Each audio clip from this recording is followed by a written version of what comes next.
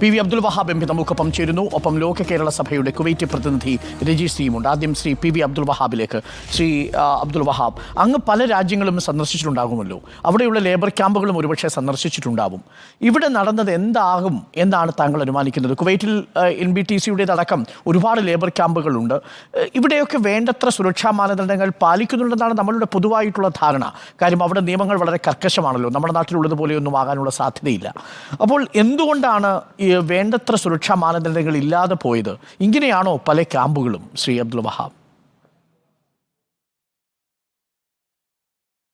വളരെ ദൗർഭാഗ്യകരമായ, നമുക്കൊക്കെ വളരെ ഏറ്റവും ഞെട്ടലുണ്ടാക്കുന്ന സംഭവമാണ്.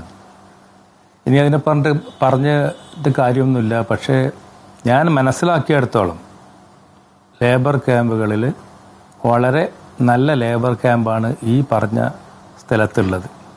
കാരണം ഒരു ബിൽഡിംഗ് 6 നില കെട്ടിടം, അതിലാകെ താമസിക്കുന്ന ഒരു ഇത്ര പേര്. ഗവൺമെൻറ് നിയമപ്രകാരം ഒരു റൂമിൽ 2 പേരേ ഉള്ളൂ എന്നുണ്ടെങ്കിലും നമ്മളൊക്കെ അനുഭവം 5ഉം 8ഉം പേരൊക്കെ ഉണ്ടാകുന്നതാണ്. പക്ഷേ ഇവിടെ 3 പേരാണെന്ന് പറഞ്ഞാൽ മാക്സിമം 4 പേര്. പിന്നെ ഇവിടുന്ന് നിങ്ങളുടെ റിപ്പോർട്ടിങ്ങിലാണ് മനസ്സിലായതിൻ്റെ നമ്മൾ ക്യൂബിക്കിൾ ഉണ്ടാക്കുമ്പോൾ ഉപയോഗിച്ച സാധനങ്ങളുടെ കാര്യങ്ങളൊക്കെ. ഏതായാലും സാമാന്യം ഭേദപ്പെട്ട ലേബർ ക്യാമ്പ് എന്ന് പറയാൻ പറ്റില്ല. കാരണം ഇതൊരു ഫ്ലാറ്റ് സമുച്ചയമാണ്. സാധാരണ ലേബർ ക്യാമ്പ് എന്ന് പറഞ്ഞാൽ തട്ടിക്കൂട്ടുണ്ടാക്കുന്ന ഒരു സ്ഥലമാണ്, അതുപോലെ ടോയ്ലറ്റും കാര്യങ്ങളൊക്കെ. പക്ഷേ ഇപ്പോൾ അത് കുവൈറ്റിൽ പ്രത്യേകം നിയമം കൊണ്ടും മറ്റു കാര്യങ്ങളൊക്കെ കൊണ്ടും മറ്റുള്ള സ്ഥലങ്ങളേക്കാൾ ഉപരി വളരെ നല്ല സെറ്റപ്പാണ് കുവൈറ്റിലുള്ളത്.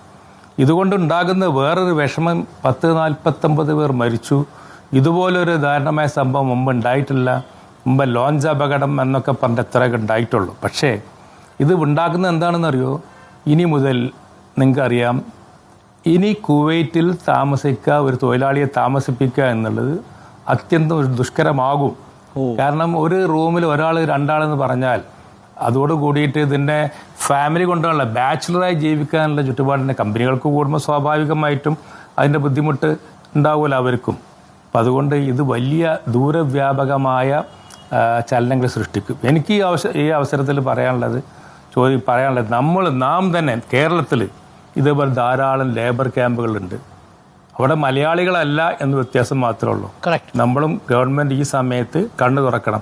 ഈ കാര്യത്തിൽ കേന്ദ്ര ഗവൺമെൻറ്റും കേരള ഗവൺമെൻറ്റും നോർക്കയും ഞങ്ങളുടെയൊക്കെ സംഘടനയായ KMCC ഒക്കെ വളരെ ആത്മാർത്ഥമായിട്ട്, ഇതിൽ രാഷ്ട്രീയമൊന്നുമില്ല, ആത്മാർത്ഥമായി എല്ലാവരും ഒന്നിച്ച് പ്രവർത്തിക്കുന്നു.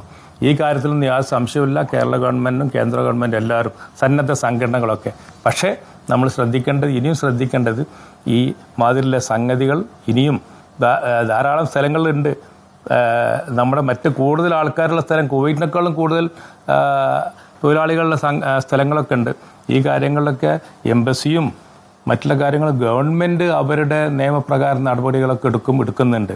നമ്മളെവിടെയൊക്കെ അങ്ങനെ തന്നെയാണ്. പക്ഷേ എല്ലാം സംഗതികൾ നടക്കുന്നുണ്ടോ എന്നുള്ള കാര്യങ്ങൾ നാം തന്നെ പരിശോധിക്കേണ്ട ചുറ്റുപാടിന്. ശ്രീ അബ്ദുൽ വഹാബ്, ഈ ലേബർ ക്യാമ്പിൽ വി മുരളീധരൻ കേന്ദ്ര വിദേശകാര്യ സഹമന്ത്രിയായിരുന്നപ്പോൾ സന്ദർശിച്ചു. അവിടെ അവരുടെ ഫെസിലിറ്റി കണ്ട് തൃപ്തി ആണ് രേഖപ്പെടുത്തിയതെന്നാണ് അറിയാൻ സാധിക്കുന്നത്.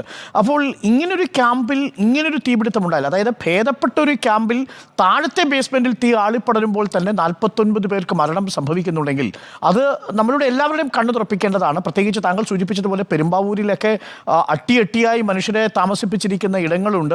വേണ്ടത്ര സുരക്ഷാ മാനദണ്ഡങ്ങൾ ഒരു തരത്തിലുമില്ല. അവിടെ ഏതെങ്കിലും തരത്തിലുള്ള ഗ്യാസ് സിലിണ്ടർ പൊട്ടിയാൽ ആ പ്രദേശത്തുള്ള 3-4 വീടുകൾക്കെങ്കിലും കുഴപ്പമാവുന്ന തരത്തിലാണ് അവിടെ ആളുകൾ തിങ്ങിപ്പാർക്കുന്നത്. അത് സംസ്ഥാന സർക്കാരിനും ഒരു വെളിച്ചമാകേണ്ടതാണ്.